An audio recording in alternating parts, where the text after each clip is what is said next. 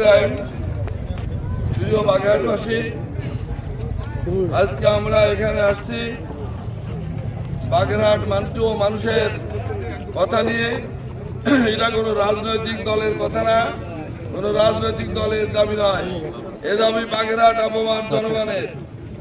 প্রিয় নেতৃবৃন্দ, আমাদের মাঝে আজকে অবরোধ কর্মসূচি শেষ পর্যায়ে উপস্থিত হয়েছেন বাংলাদেশ জাতীয়তাবাদী দলের গবেষণা বিষয়ক সম্পাদক রামপাল মোংলার কৃতি সন্তান কৃষিবিদ শামীমুর রহমান শামীম।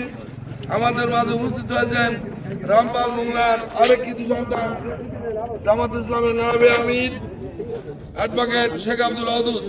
আমাদের মাঝে উপস্থিত হয়েছেন রামপালের আরেক কৃতি সন্তান শেখ জিল্লুর রহমান সহ বিএনপি জামাত। বাগেরহাটের জনসংখ্যা, বাগেরহাটের মোংলা বন্দর, বাগেরহাটের সাইদগম্বজ, বাগেরহাটের সুন্দরবন, বাগেরহাটের তাপবিদ্যুৎ কেন্দ্র এইসব বিবেচনা না করে বাগেরহাটে একটি আসন বিলুপ্ত করে নির্বাচন কমিশন যে সিদ্ধান্ত দিয়েছে, বাগেরহাটের মানুষ তীব্রভাবে প্রতিবাদ করে।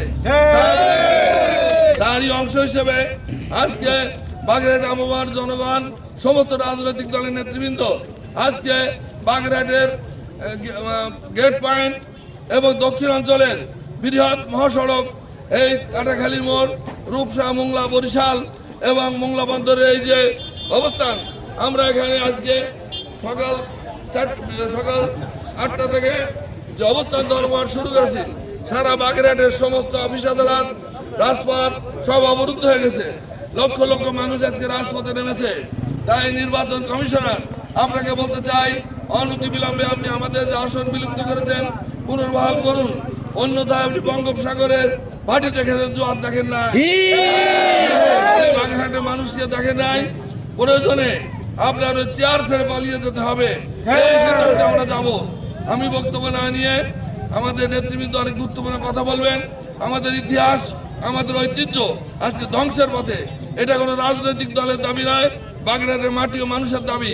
আমরা চাই অনতিবিলম্বে আপনি অসাংবিধানিকভাবে যে ঘোষণা দিয়েছেন, আপনি আপনার ঘোষণা থেকে প্রত্যাহার করে আমাদের দাবি মেনে নিয়ে বাগেরহাটের মানুষকে আপনি আন্দোলনে বাধ্য করবেন না। আমরা মানুষকে কষ্ট দিয়েছি, তার জন্য আমরা দুঃখিত। এটা আমাদের ব্যক্তিগত ব্যাপার নয়, বাগেরহাটের সমস্ত মানুষের দাবি, কোনো রাজনৈতিক দাবি নয়। এটা বাগেরহাটের মাটি ও মানুষের দাবি। আমাদের ইতিহাস, আমাদের ঐতিহ্য, আমাদের সবকিছু এর সাথে জড়িত। তাই আবার অনুরোধ করি, রামপাল মোংলা আসনকে আবার পুনর্বহাল করে বাগেরহাটের 4টি আসনকে আমাদের ফিরিয়ে দেওয়া হোক। অন্যথায় 26 তারিখের পর থেকে যে আন্দোলন শুরু হবে, আপনার মশলা তসরা আসে ভেঙে যাবে। আমরা চাই আগামীতে নির্বাচন সুষ্ঠু হোক, একটি অন্তর্বর্তীকালীন সরকার, আপনি নির্বাচন করে সরে যাবেন।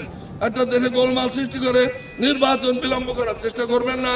সকলকে ধন্যবাদ জানিয়ে আজকে যারা কর্মসূচিতে অংশগ্রহণ করেছেন, আমাদের পক্ষ থেকে, শামীমের পক্ষ থেকে, তজুদ্দার পক্ষ থেকে তাদেরকেও অভিনন্দন জানিয়ে আগামীতে আমাদের সাথে রাজপথে দেখার আহ্বান জানিয়ে আমার বক্তব্য শেষ করলাম। বাংলাদেশ জিন্দাবাদ, জাতীয়তাবাদী দল জিন্দাবাদ। আসসালামু আলাইকুম রহমতুল্লাহ।